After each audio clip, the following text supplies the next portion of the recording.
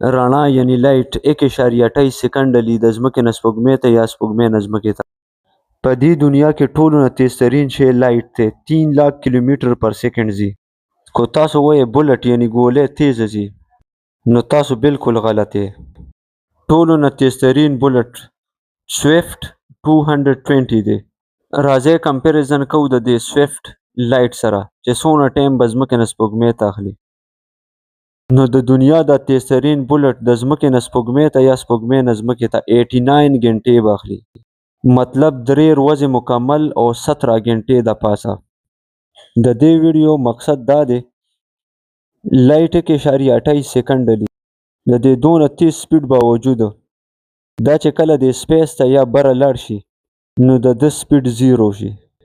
په کربونو کلونه د لایټ په شانتې تیز مزله مو کې که نه نو دا جهان ختمېدو والا نه دی. خلاصې ته به راشو چې الله اکبر کبیره سبحان الله بکرة وصیلا.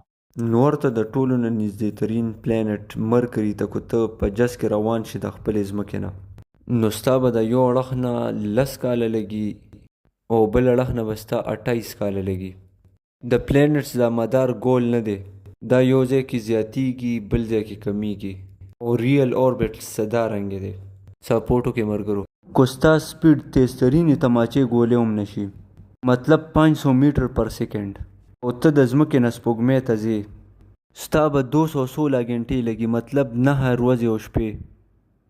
دا سپوږمۍ د ټولو نه نږدې د دې ځمکې سره. دا بولټ چې د تخکاري د دې هیڅ سپیډ نه دی. لایټ یا بجلی دونه فاصله صرف 1 سکنډ کې کور کوي. د الله بندیانو سپورټ کوئ که نه.